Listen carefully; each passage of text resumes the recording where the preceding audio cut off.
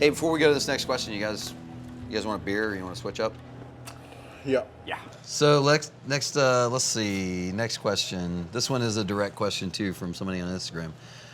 What was the most profound thing you learned about gunfighting, whether in real world or in training? It's actually good. So half of that good. question It's already actually- disqualifies itself. Yeah, what was- Because you learn about it in the real world, not in training. Is that you or me?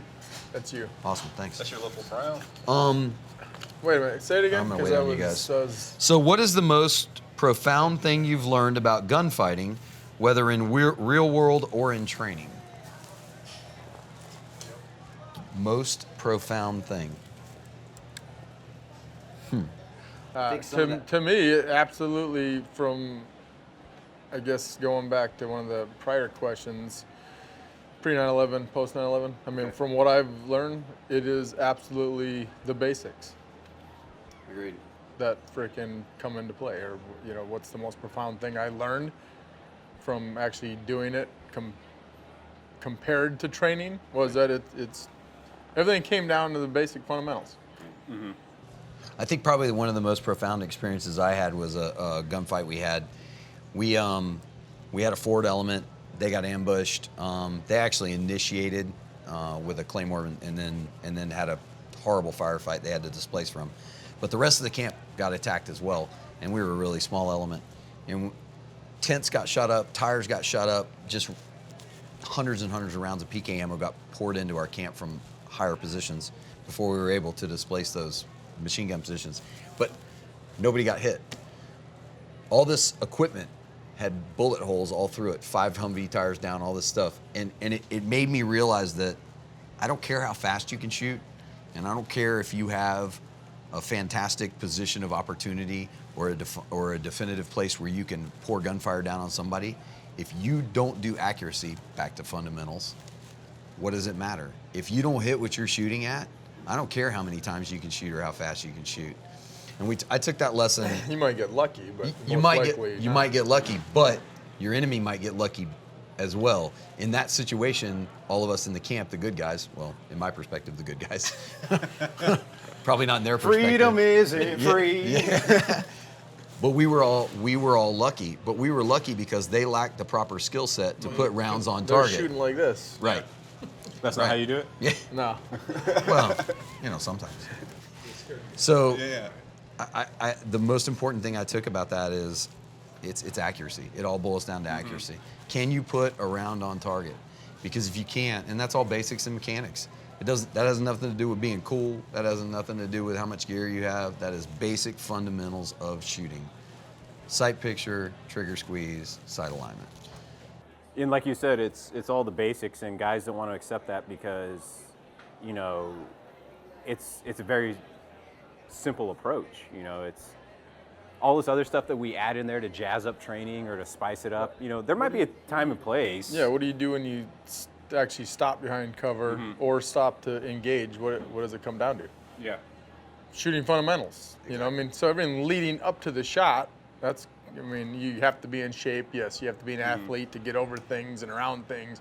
When it comes down to shooting, you're usually not doing all those activities when it comes down to the shot. So you still, from the start, you need to learn how to shoot first and then do all the other stuff after that. And maybe that's the lesson, is that it's a building block. You can't do, and we used to teach this all the time, a complex task is nothing more than a combination of very simple tasks. So if you don't have that base, the simple task base, you can't stack those blocks on top of each other and get to that culmination point where you have that complex task. And I think people miss those basic steps and they miss those basic blocks trying to get to, because Well, they want to do the cool stuff. Right. They want to immediately go into all the running and gunning stuff. Right. Yeah. Right. And that's all great. But none of us started there. Whether you end up there or not is a different story. But if you'll never get there without those basics. I can't remember what the question was, but it goes. I get it. What is the most profound thing you I learned? get it. If Yeah, you're the going most in profound instruction-wise, and someone wants to take a 2-day course, some people just want to take it. They don't care about getting better. They're taking it because that's their vacation, right? Right. It's their Gun golf. yeah. So I get that. They want to have a cool experience. They want 2 days of just freaking blazing away. But guys that are actually going to courses that want to save their life, Right. none of that shit matters. I mean, learn how to shoot first, and then start doing the cool stuff after that. I think that, you know, it all falls back on those simple tasks, like you said. Like, you know, you have to be able to understand what the complex task is. So if you're in an engagement, like recognizing, like, okay, what is this harassment fire? Is this an ambush line kicking off? Is this something else that's trying to bait me into something else? So it's like having that patience and that clarity to like actually see what's happening and then make a decision versus like, oh, we're shooting, I get to shoot my gun finally, you know? Like, hell yeah, man. With Shooting all 30 rounds. Yeah, I'm shooting. Guys, I'm black on Finally ammo. have a chance. I'm gonna lighten my load. Yeah. But I think that something I found profound, I guess, based off the question is how everyone falls back on whatever the most common mechanic is. So it's like if it's a break contact exercise, hey, we all recognize through proper training, we're outgunned right now. We need to get to a better piece of terrain to where we can, you know, maybe assess the situation, see if we're going to just get out of here completely, call an error or whatever, or get a maneuver element going. But have everyone kind of, yeah, it's not this, you know, your first tick isn't this grand action sequence. It's really more so like a, okay, it's happening. Okay, we did our thing, now it's over. And there's, you know, you make sense of it later, but during it, you kind of fall back on whatever those skill sets are. You know, Well, the you fall back on your basics, base. which are not sexy. Which is, and the huge part about that, at least for when I train people, and that's, you want it so simple that, because not many people have no shit been in a stressful situation. True. And when it goes down, you want everything just to go into frickin' auto mode. Yeah. You know, so, and that's learning the basics to a T. To when a stressful situation comes off and your mind's not thinking about anything, it just happens. Right. Well, the more complex you bring in, you know, like the different mag changes or the frickin' different stances or the different grips. Well, if you have to think about all that in a stressful situation, not happening. Then you're not thinking about it's the gonna important it's part, gonna screw you, surviving the right? situation. So. I think that it, you know, when you look at the unit as a whole that you're with, whether it's a platoon or ODA or a cell or whatever, you know, being able to fall back on those basics also makes it easier for the person in the leadership position to actually do their job, because that's who's going to be calling the shots a lot. So it's good for them to be able to rely on, hey, my shooter's not thinking about like, what kind of reload is the best? You know, like he's just getting the job done, you know?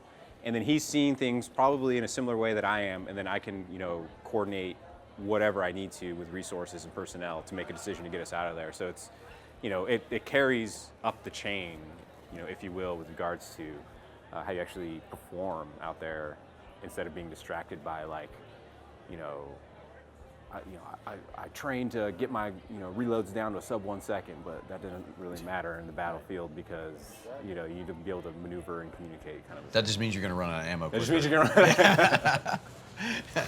This 222 drill is really not working so great in the real world. It's a great marksmanship drill. I love it though. Oh yeah, that goes into one that's not, I'm sure, not on the list. But how do you guys? Because I'm sure you were all taught it, because I was too. Doing like multiple targets, multiple shots. Yeah. Did you ever taught the rhythm drill? Yeah. Like boom, boom, Yeah, yeah. boom, boom, boom, boom. Cadence of fire. Yeah.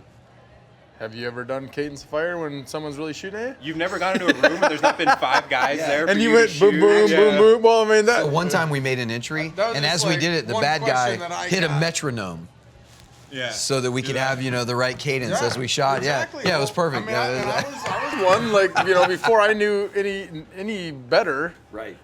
that was stuff that I was taught too. And Mm-hmm. then now that I teach, I'm like, and the experiences that I have, it's like, holy, Yeah. who's teaching that? I just want, so I wanna go mean, you back to guys your aren't memory. teaching that, right? you want to go back in your memory and say, Holy crap. if I could just Yeah, remember I the mean, guy that told me to do When that. multiple people are shooting at you, there is no, No. boom, boom, No. boom, boom. The rhythm is how fast can I shoot these people that are shooting at me. Consistent, accurate rounds. Right. Right. And you know, I guess when you look at those are training scars. We see them. We see them in ourselves. We see them in students. You look at training scars, and they're all built on unrealistic principles that you use for training. And if you don't alter those principles, you get stuck in that set. Trained by people that had never been there, and That's I mean, exactly and it's true. not their Drop fault. the mic. Drop. It's not their fault. Yeah, no, they it's were not. only they were teaching stuff that they thought would work. Well, okay, and here's the other thing. You know, how many instructors, and I include ourselves when I look at this, how many instructors have very, very definitive things that they teach that are yours and yours only? You came up with them all on your own based on no experience or no teaching from anybody else. None of us. None of us. I invented the sit-up. What are you talking Yeah, right. about? Yeah. I invented the sit-up and the I'll push-up. tell you, any course I go to, I don't care if the guy's an absolute jackass. I'll probably still walk out of there learning something. Like, oh, I never thought of that. And I can take that into, you know, something that I do teach. I mean, shoot, I get it from students even. A student sometimes will bring something up like that I had never thought about. Yeah, damn it. Damn, that's a good idea. Nothing is beneath me to where like if it works and it makes sense, I'll be the first one to be like, that's badass. I'm gonna start teaching that. Happens to me all the time. I used to tell students, I learn more standing up on the catwalk in a shoot house, watching students shoot, than I learned from being in that room shooting.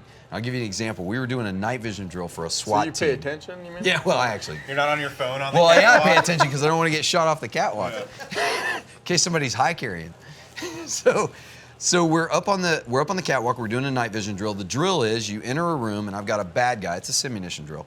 I've got a bad guy who's going to shine a very bright flashlight at you while you're under nods, and it's to see how you react to it. He drops the flashlight and leaves the room. Now you've got to eliminate that light source to not screw with your night vision, and you got to move to the next room and figure out where the bad guy's gone to in the house.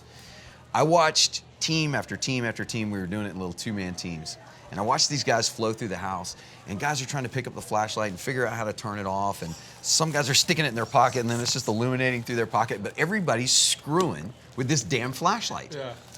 A two-man team came through, and the guy reached down, picked the flashlight up, set it bezel down, and walked on.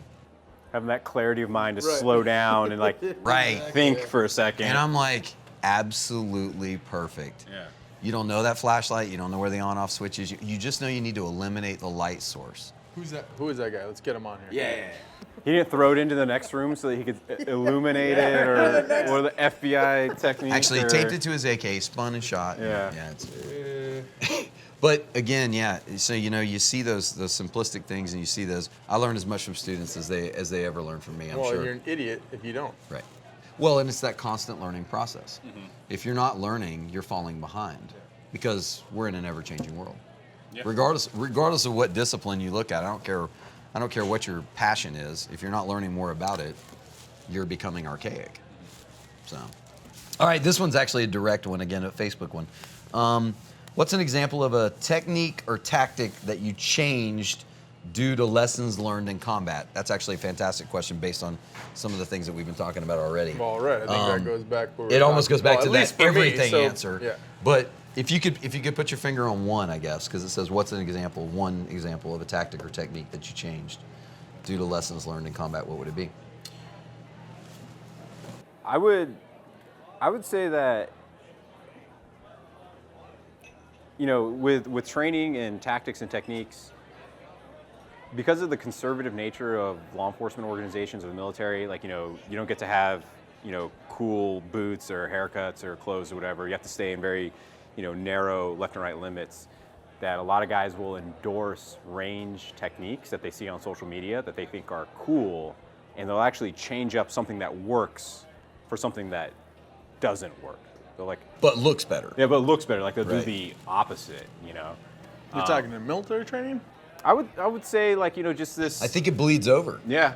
Like I the think younger it bleeds generation over. of guys, like a lot of the guys that are like E5s or even E6s that will be sergeant majors in 10 years, or in law enforcement, the younger guys that'll be sergeants, they default to social media and what looks cool, not the guy down the hallway in their team room that has experience.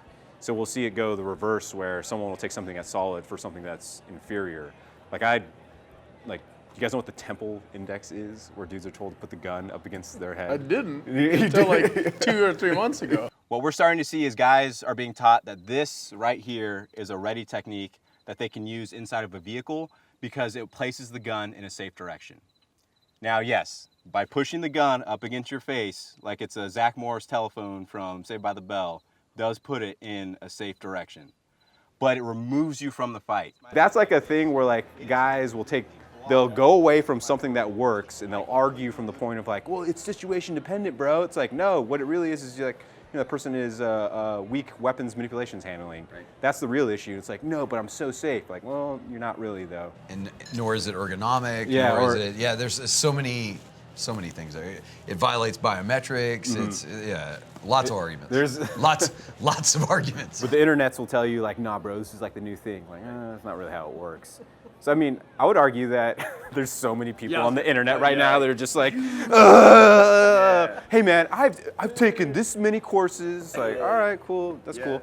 Right on, dude. But what it gets to is like, you know, guys will, it's a two-way street with like, they'll sacrifice what does work for what, you know, doesn't work because they just want to be the new kid on the block. Or to just have something new. Yeah. That's the other thing. But the question was Something that you do that you've changed because that you changed due to a true combat lesson. Yes, right. Due to a true combat lesson. And to me, it just goes straight back to once it you say the actually basics?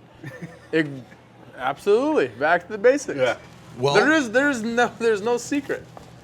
You know, there really isn't. Well, so like high ready versus low ready. This like hurt the CQB community forever. Like, you know, we're not doing high ready because the SEALs do it. You know, or like we're not doing high ready because you get smoked in the catwalk in the shoot house. Like, well, maybe you should bring the instructors back. But we found Or don't shoot up at the catwalk. yeah. There's Or a novel, don't there- ND There's a novel with a gun. concept, yeah. Especially when I'm up there. Please. Yeah. So are you saying you like the high ready? I think that for what it is, it was not. It was argued for and against for the wrong reasons. Like I know SF was slow to even validate it or try it because like that's what the SEALs do. We're not the SEALs. And I was like, okay, well let's look past that because maybe there's guys. They looked at the social aspect instead of the professional or the tactical aspect of it. I agree. Then what I happened agree. is that argument went off in one direction, but then there's the guys that are like, hey, maybe, you know, high carry with a carbine does have application, but some of those guys kind of went off in a weird direction to where, like, I mean, you'll see dudes like everyone running around with their carbine and a high carry. It's kind of like, maybe you don't need to like necessarily do it that way. Right. So it's like there wasn't the real discussion taking place where both parties were really objectively looking at it, and it was just like you're either in one camp or you're in the other. I think that's how it'll stay. I mean, 'cause I'm in one camp. But it's for, I mean, like, what do you guys think? As am I. As am I. I mean, so And what's your reason? Well, my reasoning is pretty simple. I know one way, and I know that way works. That's pretty much my. Is there a definitive reason to change? Is there a huge beneficial change? Do I benefit in tactics? Do I benefit in speed? Do I benefit in safety? When you're on the flat range training, you do this, Right.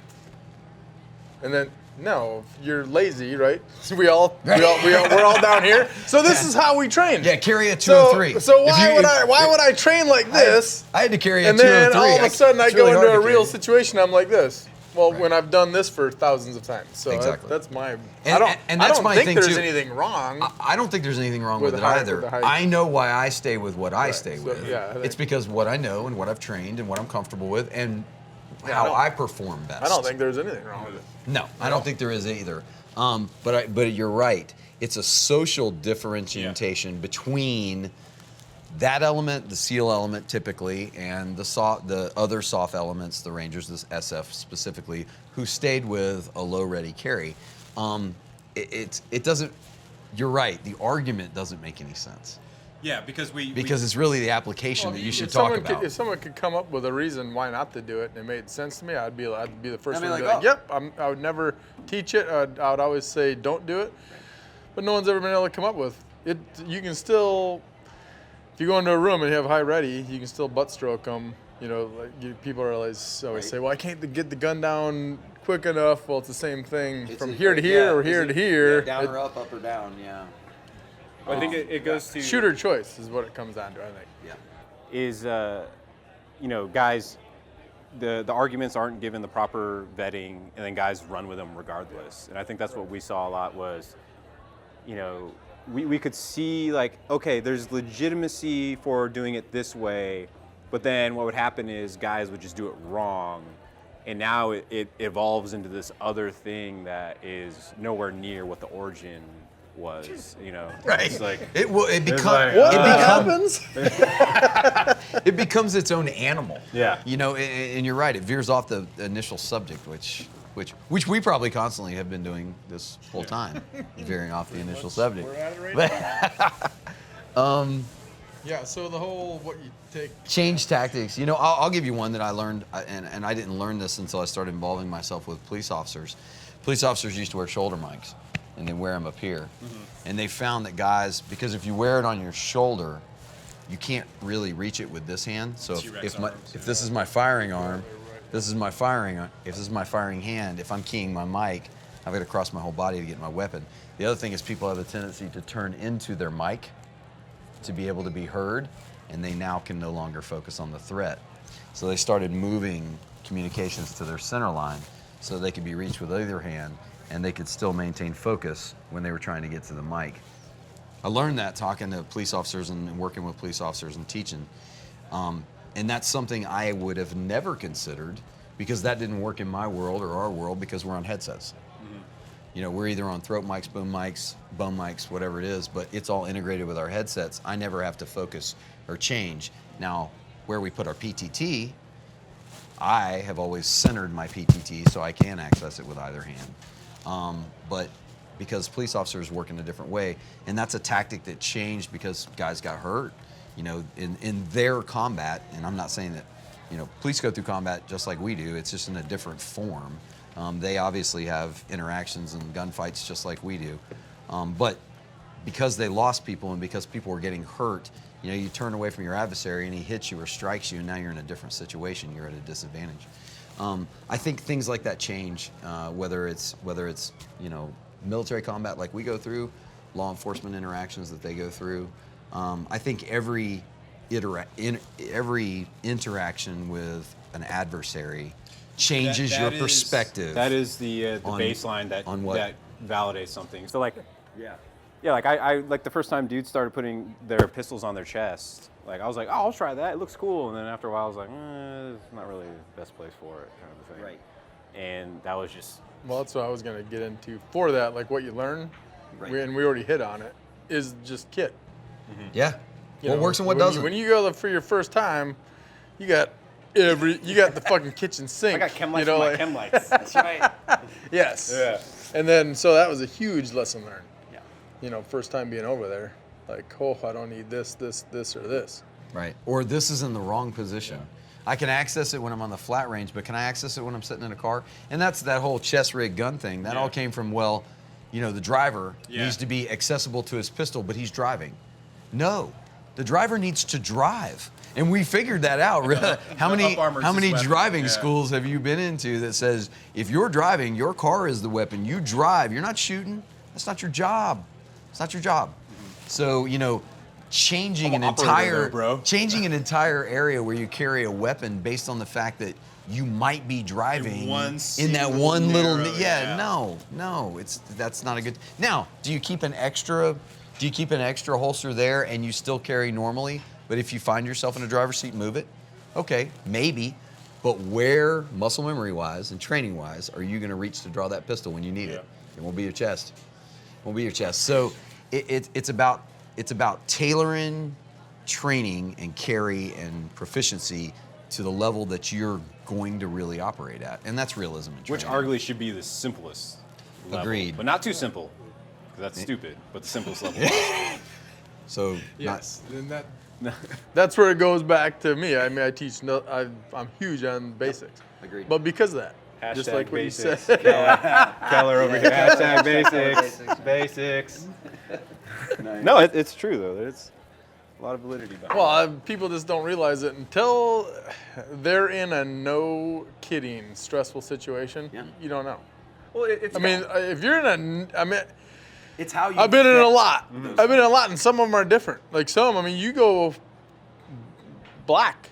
You know what I mean? Like it's so like this is it. This is it type thing. you've never been scared, and yeah, you right. don't So know. no one knows. You don't until know you're this- there. yeah. So you want it to be on autopilot. So basically, like the range exercise people should be practicing is they do their ready up drill, Right. and then like before they engage, they go to put some chaw in right in their lip. Everybody Yeah. take a dip, and then you go up. Okay. Yeah. Up. If you dip, who wants to die with that one in the Yeah. lip? So That's you a good got to point. put it in. That's the last one you're gonna get, bro. All right, next question. All right.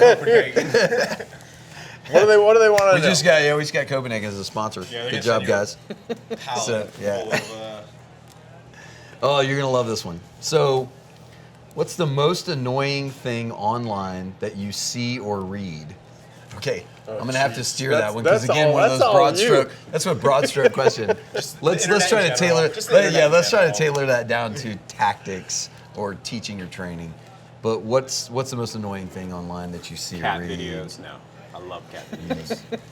Well, that explains a lot. The most annoying. Well, see, that's my problem. I don't get on those. I don't watch the videos. Well, because it frustrates you to see what is. I honestly don't. So I mean, amplified. I really, honestly couldn't tell you what annoys me because I haven't seen. I mean, I've heard of like, what about the flip mag thing?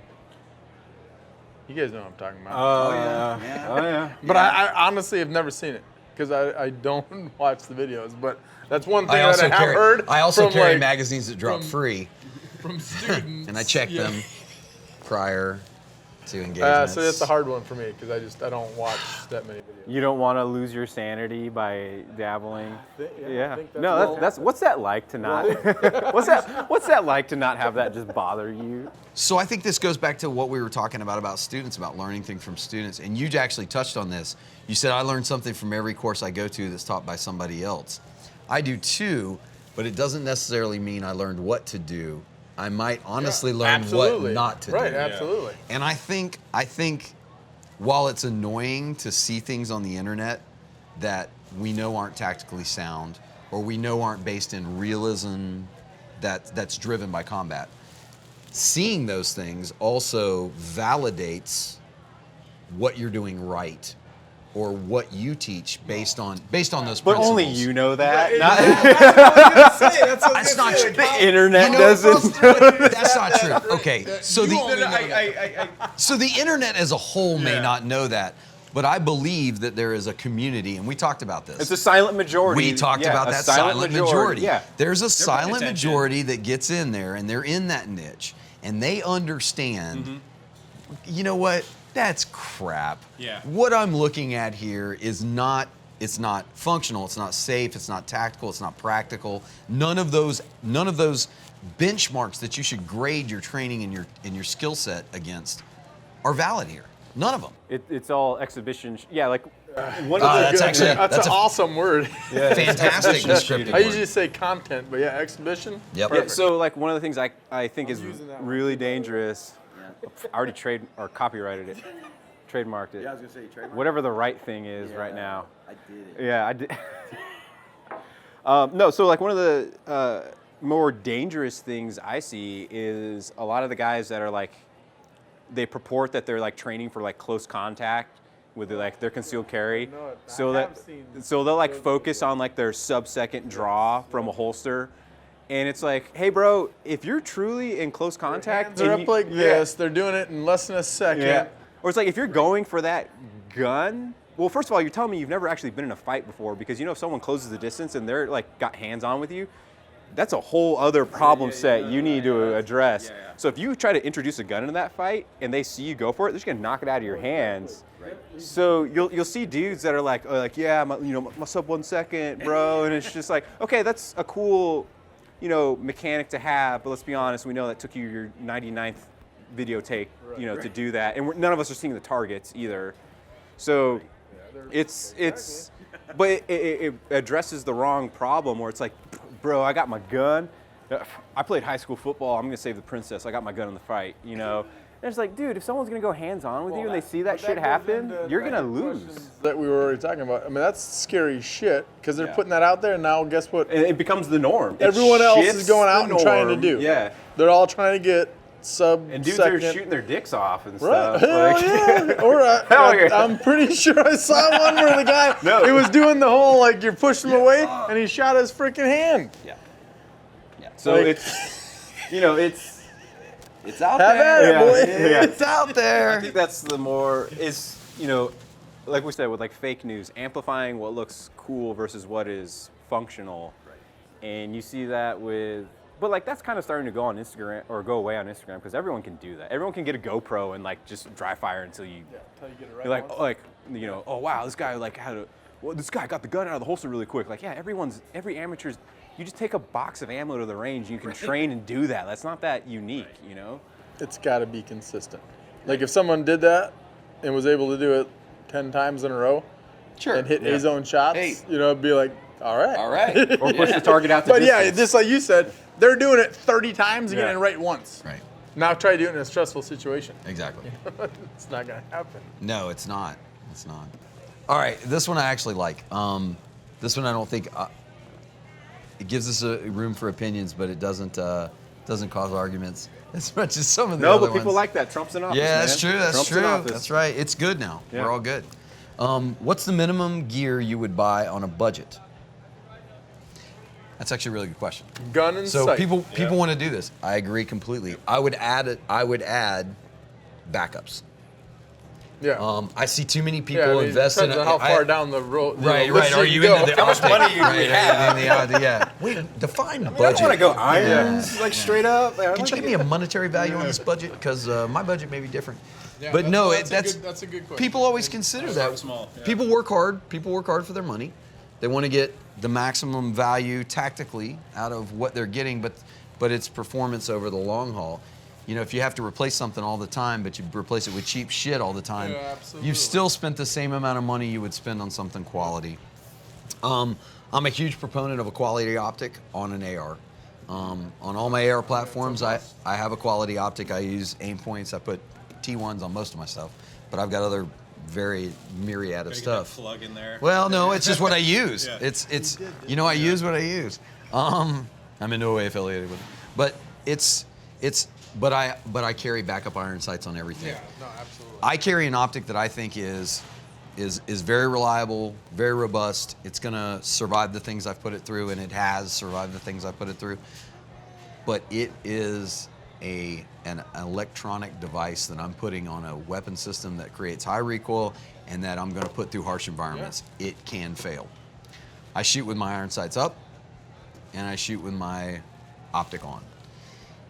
I'm always ingraining that thing. So if I was going to say anything to anybody about what you should invest in, it would be a quality carbine Yep.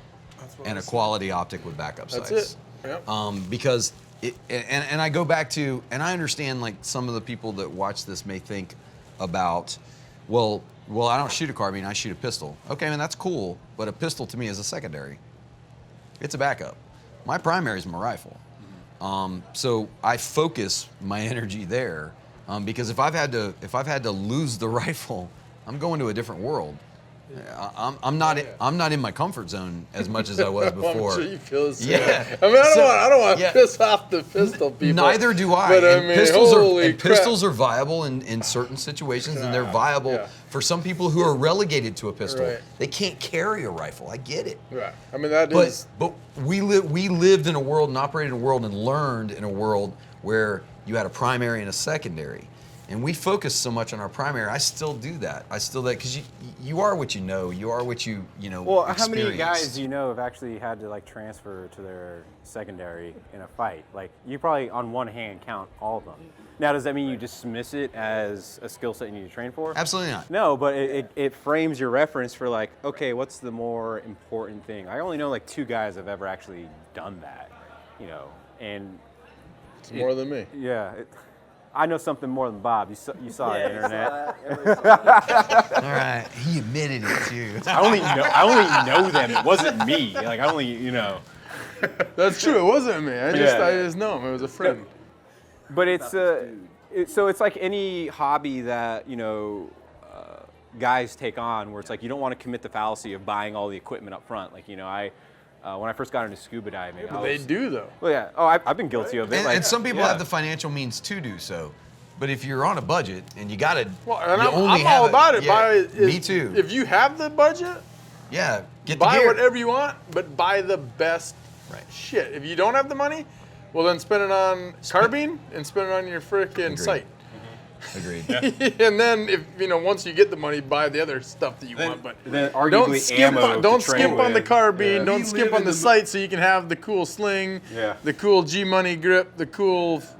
I don't even know. I'm not a gear guy, so I don't even know what's out there. Bob Keller, multiple raids and hits, does not care about gear. Tactical As long as shooting. the gun works. Tactical shooting has the most accessorized ability of anything else. Yeah. I mean, you can say, "Oh, I gotta That's have the this, and I problem gotta have is that." Too and many I people gotta- want all of it, so Right. they skimp on the important stuff, But so you they don't- can buy all Well, of it. some of these upgrades are like, like upgrading a Honda Civic, basically. Where it's like, how sexy can you make this thing, Or I see that with a lot of like polymer guns, or even just like just need more carbines. stickers. Yeah, it's just like how much can you guys do to this before the increases are marginal. It's like, well, how much money are you going to sink into this until it's just maybe diminishing returns? Maybe that's a decision point. Is it, make your investments based on performance? Are you increasing the performance ability of you or that weapon system? If it is, If it I'm is, for it. then But- maybe it's a viable But expense. I think just for that question, yeah, if it comes down to like bare minimum, what should I buy? Right. Yeah, any gun From Gamut Resolutions. Any gun that works and is reliable, Yeah. and any sight that works Yeah, and do that your is homework. reliable. Do your Yeah, homework. do your homework. Yeah, there's And lots same of thing with opinions pistol. out there for I mean, sure. It goes down to the. It really does. It really It does. doesn't have to be carbine. But On pistols, I would say major caliber, and by major caliber, like police departments I work with, they say you can carry any pistol, but it has to be a major caliber, 9 and up. not BB gun. I think it's Yeah, who's carrying 22s? well, for tactical work, I don't think so, but for personal carry or protective carry, a lot of people might carry something smaller, based on how do you carry, what's your situation. If I'm in shorts and no shirt all the time, can I really carry a full size pistol? Probably not.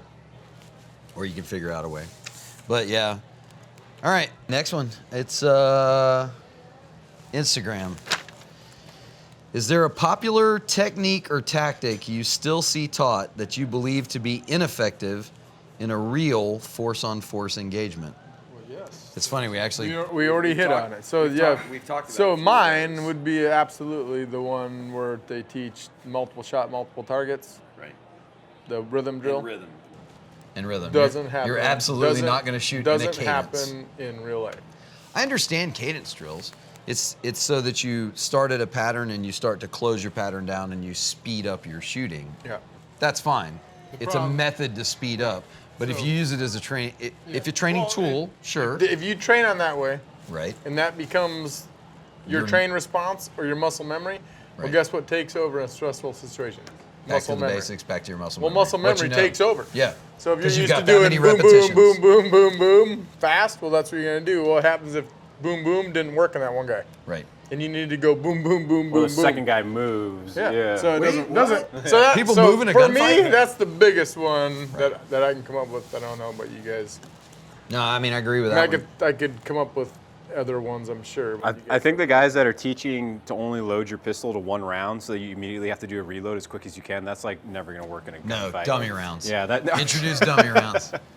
No, it's getting sucked into stuff that, like we said, doesn't on the broad scope of things doesn't have as much of an impact. So, like with a lot of the stuff I do around the vehicle is like I have to remind students like, hey, the first time you shoot at someone, they're going to move. So the purpose of the way we're doing this exercise is so that maybe you learn a movement mechanic to get from this piece of terrain to the next piece of terrain. Understanding that, if you know where all the targets are, like that's screwing you. It's, Wouldn't that be awesome in a perfect Yeah. world if we knew We're- where all yeah. our threats are going to come from? That's like the biggest thing is like, hey, unless you know exactly, unless it's a real close encounter, it's like it's kind of hard to tell where it's coming from immediately, and you have to figure it out. I mean, there are things you have to stage on a You can't range get around it. scenario. You can't get around it, but there it goes back to what we were talking about, the mindset. As long as you can put yourself in that situation, these are threats. Like these paper targets are holy shit. They're, for one, moving, and two, they're shooting back at you. you can use those training scenarios on the range to your advantage, but yeah, exactly. They're never going to be Standing set still, up. Yeah, I right. mean, so you have to do that for training on a range, but if you have the right mindset, you can make it work for you. So bad guys don't always have blue triangles, red circles, and yellow diamonds on them. Man, you want to get in You the can shoot them in order. Yeah, there's- I know. I'll That's a piss whole- some people off on that Whole one other too. thing. But you know, you have to have those tools to work with. I think one of my biggest things I see in training is on repetitions of up drills. It's shoot what's called and then go back to ready. Yeah. The fight Shoot ends when what's you want called, to. go back It and starts, ready. it ends. It Exactly, starts, it and ends. it never starts and ends like that. And I do a lot of stuff on post-shot protocol, evaluating what your rounds actually did. And there's a lot of people that don't teach that. They sit and do up drills, up drills, up drills, up drills, up Bring drills. it up, Yeah, boom, up, boom, and then down, automatically up, comes up, down. Right. Or with the holster, they come out of the holster, they take their 2 shots or 5 shots, and Decock back to the right when holster. that last Yeah. shot cracks off, right back to the holster. holster. Right. And I'm guilty of it. And that's a training oh score. yeah, I'll make And myself that's- do push-ups. And that one will get you If hurt. I'm shooting by myself and I do it, Yeah. because I mean it It's- happens when yeah. you start shooting fast. Usually your reaction is because everything else going to the target's Yes. fast. Well, guess what else is fast? You going back to the Attention. holster. Right. And if that's Well, I what- got to get back ready for the next one. Well, no, you need to stay Yeah. ready because you're in a fight. gotta reacquire it's a the gun target. fight. Yeah. Something I see specifically is guys when they shoot underneath vehicles, they don't understand, like, you know, hey, there's certain circumstances that determine whether or not you do that. So, you know, if it's out of just complete disparity, like, hey, the threat's closing in on you, you ain't got no other options because if you peek up your head over the top of the engine block or the trunk or whatever, you can get smoked. Yeah, you got to shoot underneath. Or you can't move somewhere. Yeah, if you're fixed to a location from superior firepower. But guys don't understand that, and they'll think like, I've got a tactical advantage. And it's like, well, no, actually, if you roll over onto your side, your situational awareness goes away. Your field of fire narrow down a lot. Your world went to here. So if someone sees you go to get in that position, they're like, oh, I'm just going to move off to the flank, and then they won't, you know, your shot's gone, and now you're being maneuvered on. So that's something I see guys do a lot because it looks purposeful and cool, where as soon as I grab my next vehicle's terrain, I'm going to roll over onto my star and start shooting. It's like, because I learned to do it. yeah, it's like, well, This is a you, new toy I got. like, yeah, you need to understand, like, what's actually happening in the environment with the enemy. And That's the most important thing. And that's any situational situation. awareness. Yeah. I mean, the biggest weapon we have is our brain. You know, you remove your brain from the fight. I don't care what your skill set is. You got to be thinking through the problem set. And it's like we talked about, it's a mental chess game. You know, it's a tactical chess game. You're playing it. 100%. Yeah. Let's see. All right, here you go. This one's kind of pointed. Says, I keep seeing the gun industry bringing on board guys with big social media followings. Is that the only credentials that I need to get into the gun industry to support me? And if so, where do I sign up for that? arguably, yes. I mean, So I see what they're talking about. I mean, if they're talking about the industrial complex, yeah, the industrial complex has to sell items. brand awareness, yeah. So if you have to sell items, you would obviously want to have people associated with those items Can't blame them. who have lots of people that follow them. I think the question begs to be differentiated between, okay, are you asking about working in the gun industry to be able to sell a product, or are you asking about working in the tactical training industry, which produces a skill set for students? Because those are different. Now, they're different, but they're married. We all know that as you progress as an instructor or you gain a larger following of students, you become more popular. Socially, in the social media world, you become more popular as well. You become more marketable. You guys get approached by different organizations, different manufacturers that want to promote you. So, I mean, that should just come down to them doing their homework, who they want to be associated with, and what right. And does who they're associated with, what they're putting out. Does Yeah. that make And are you sense selling your type soul? of stuff. Yeah. Well, right. But then it comes down. People are Then it figuring comes that down out, to the though. instructor. They do. I think You people know, see people through are it. seeing I think through it, people see yeah. through it. You know, it's like the gun bunny thing. Like, you know, people love to beat up on that, but it's like, who's not recognizing them for what they are? Like, they might get paid for product placement, but no one's running out to buy that product. They're just looking at it because it's some, you know, chick in a bikini, basically. You know, so when you're standing in line at Chipotle ordering a burrito, you're like, oh, this is pretty cool to look at. But I think, you know, the smart companies are figuring out that that hurts their brand. There's a lot of, you know, emerging companies that are just desperate to gain awareness. So they'll go to anyone, even if it's a highly questionable individual that's lied their way. Goes back to the question, like, Right. how many followers does this guy have? How So many he- followers does it take so to get someone into has- that How many position? followers does it make lies irrelevant? You know, Right. kind of Right. a thing. Yes. Well, and you also have to look at, is that controversial person, is that the person that that industry is looking for in order to just have followers? You know, because controversy creates probably more following than steadfast knowledge. A lot of times, yeah. Arguably, No. arguably that can be true. Yeah. And so if you're and I'm sure it's whatever the marketing base is for the company that you want to that's one. Yeah, if you're selling to the gear. You were gonna say it. yeah.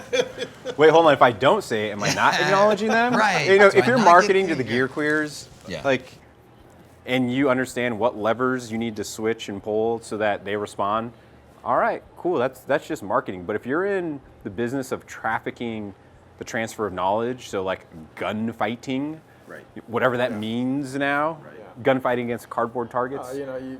That's where the lines are like Sending paper souls to I heaven. think that's our responsibility, and we're doing it right here, right now. Right. Is, you know, you beat up on the gear queers. It's a, you know, It's a horrible. it's a whatever the horrible word you want to description use, of that. Right, because right. but they don't Right. know. Yeah. So we call them gear queers, but they only see what they're seeing Yeah. on social media, what they're seeing on the ads, what they're seeing on in the magazines. So it's our responsibility to be like doing what we're doing now. Yeah. Get out the real shit. Here's what really works. And And you don't need to be a gear queer. I'm a recovering gear queer. I'm in a 12-step program. and then you went out and found out what actually worked. Then I went out and got shot at, and I realized And there's different market niches. So the people that we look at are like the gear hounds. They got to have all that stuff. They got to get the newest stuff. They got to do that. That's actually a market. It's a bona fide market. that's a huge And retail there's market. and there's companies that make a lot of There's money. nothing wrong with getting the latest and greatest stuff. Sure.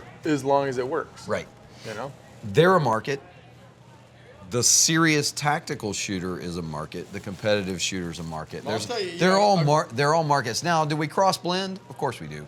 Yeah. And do manufacturers try to manipulate that and emphasize on that and get their product placed in the correct places to maximize all those markets? Absolutely, they do. But I think you're right, and I think we know that the true user, or the user at least the level that we train at, can differentiate that. They're smart. They're smart. They're a smart buyer. They're a smart consumer. They know and can differentiate between what's just for market value and what's for actual tactical value or practical value. I mean, I would think. Yeah, and I think that, like with social media, because this is where a lot of it comes from, is we see that it can be hard if you don't have a frame of reference to judge what is the right thing. So like, I don't know anything about golf. But if I were to go out and start, How do you go with golf? Huh? Yeah. I'm a golfer, by the way. well, you could teach me something. But if I didn't know anything about golf and I signed up for classes, I'd look for the guy that looks what I perceive to be, the golf part. Yeah, right. And I'd be like, okay, this is it. And that would frame my experience until, I gather enough knowledge to realize, oh, Or if maybe it's a little different. Maybe I got shot at on a golf course. No, I'm just or if you went to the wrong instructor, Yeah. you had nothing. You had no clue how to play golf. Yeah. And he was like, "You need this, this, this, and this." You wouldn't know whether that was Right, right you or wrong. wouldn't know. I wouldn't Right. know So anything. right, That's exactly right. Exactly. No, And then that's and for the perfect example. just going back to golf situation, do your homework on that guy. What does he shoot? You know, does he shoot in the 60s every time he goes plays? If he doesn't, Does he have a pro card? He's right. Does then he's probably full of Got shit. the funny clothes. So that's the same only thing with I- like the shooting Does he wear a instruction. white belt? Do your homework, That's gonna be episode 5 of the series. Is the golf guys on here that are just like I'll be back on. Titleist hat. Let me tell you something about those tactical guys. They don't know what the hell they're talking about. There's all these Instagram famous golf bunnies. Or, All right, last one. Oh. Last one. All right, this is actually another direct question from a viewer. So, interesting one. It's kind of a good one to end on. Why do some instructors fade away while a few stay out there and relevant for years? I mean, you know my answer. Actually, my answer is in that question, but so we do work in a world that has a lot of folks, whether they're valid, whether they're charlatans on the complete other end of the spectrum, or whether they're somewhere in the middle and they're staying in their lane. Why do some of them have a persistent influence on the community that we operate in, and why do some of them just flash in the pan? say it, Bob. Go ahead and say it. Well, yeah, for me, what's never gonna go away, which my business and everything I teach goes back to Agreed. basics and fundamentals. Agreed. That'll never change. Right. Like, I mean, but for you, like, you're big on the vehicle stuff, that'll never change. There's always gonna be vehicles, like, where is that ever gonna stop? Self-driving It's cars. never gonna, well, So, yeah. You're going to teach but yeah, like, You're gonna so teach robots relevant, to get out relevant, of computer-operated cars and get into gunfights. but relevant stuff. Agreed. It's And I think that's the key, and that's why I said I think the answer's in the question. It says, while a few stay out there relevant for years, it's relevancy. And basics keep you relevant, and I think that's a subject that's missed. Everybody wants to do sexy, but the basics. Right, and sexy. Everything Some of the rolls out sexy to it. stuff that leads up to the basics Right. is not gonna work in every situation.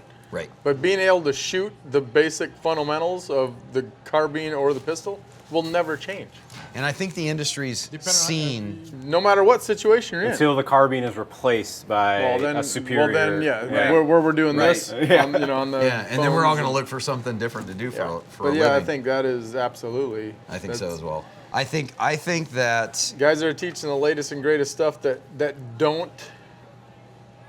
don't build it on the basics. They don't Yeah. transfer to every situation. Well, then it's Right. only going to work for. And I think that's your flash in the pan stuff. I think that's those people that rise to glory for a short amount of time, but can't carry it over the long haul because their base, their foundation, the substance of what they do is not there. It's not relevant, like I said, over the long haul.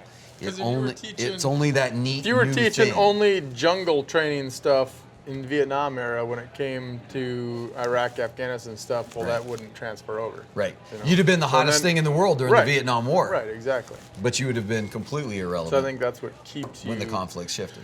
Yeah, I think Or just being able to adapt to any situation, like, if the, depending on where and we should be talking civilian side. So, Sure. And that's why, to me, it always goes back to just the shooting, because. They're not going to be clearing a room under they're quad not, tube nods. and it doesn't Yeah. matter what Exactly. AO they're in, Yeah. it's- You're not going to be wearing that body armor in your house. We operate in So- Are we operating in the Southcom or the CENTCOM area at this time? Yeah, obviously that's not what a civilian shooter is looking at.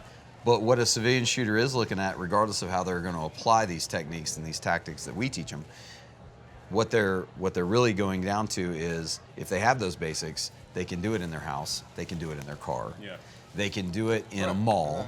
They can defend their home, their people, their self. Because the their guys that are come up with preservation. these wazoo methods, when they're proven wrong, well, then they go away. Guys that Right. are teaching the shit that just works all the Well, time. that's what I said. They're gonna stay. They rise to they rise to notoriety, or I guess it's notoriety, when you get on those social media forums. But It's Kardashian. But they fall for notoriety. grace. Yeah. They fall from grace because their tactics, their techniques, their procedures don't follow. And I keep going back to TTPs because that's That's kind of our base.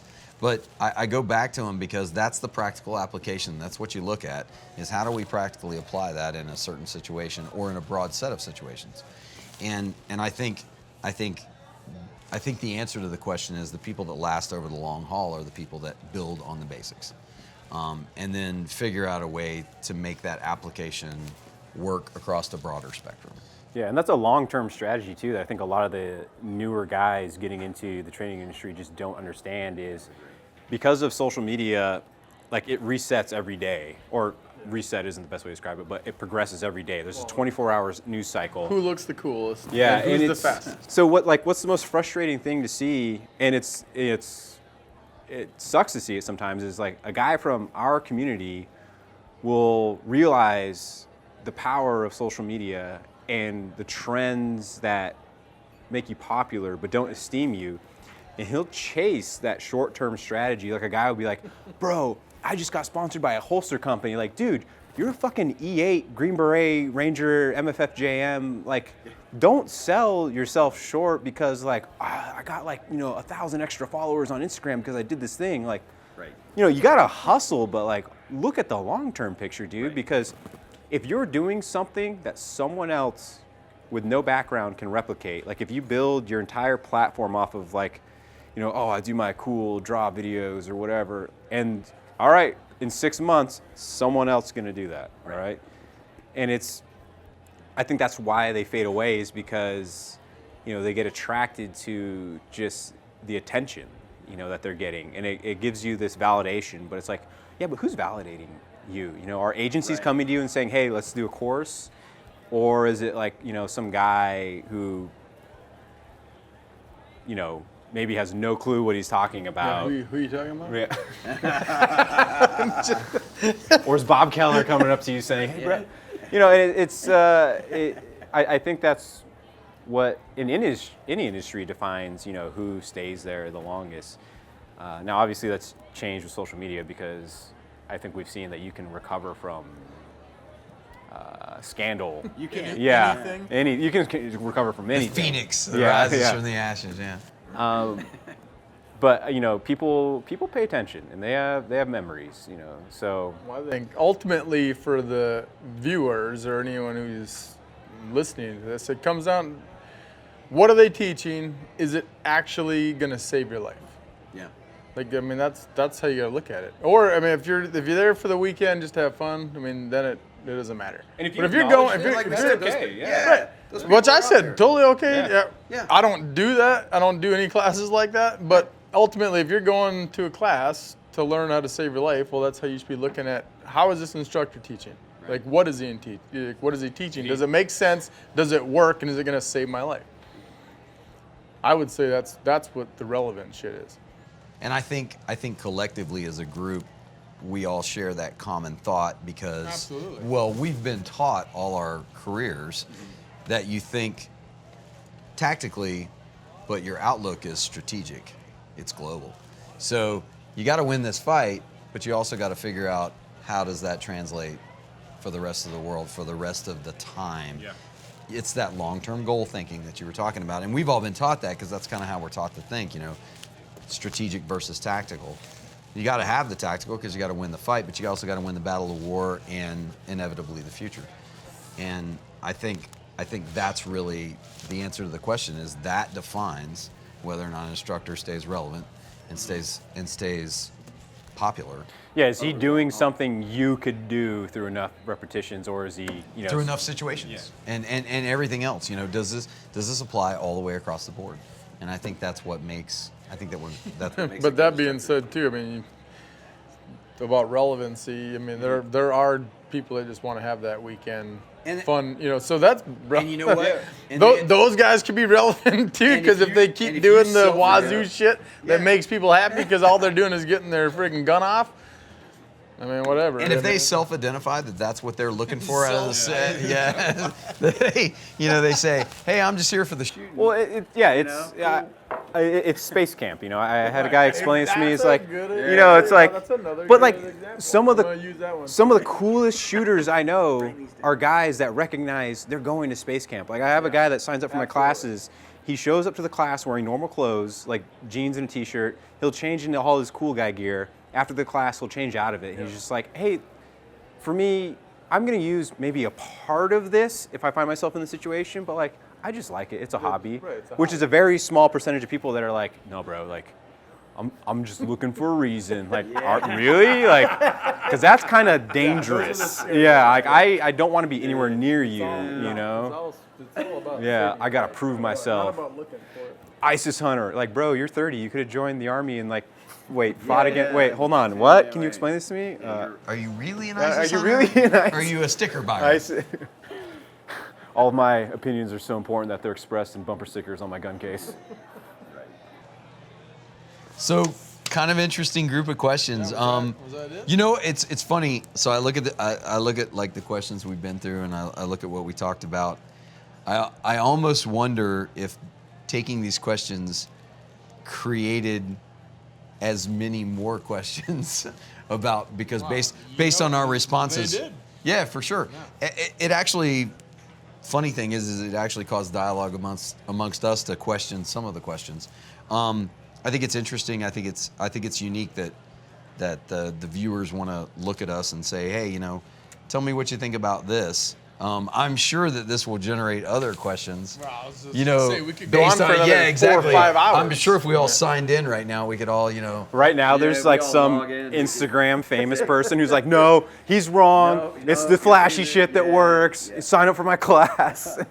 You know. But it's awesome. Yeah, man, it's good to see you guys. I appreciate you. Like meeting up and fielding these questions, having a drink and hanging out. It's like I said, I'm sure it'll generate more. We'll probably have to do this again just to answer all the questions created from the questions that we made. hundreds. Yeah, for sure, for sure.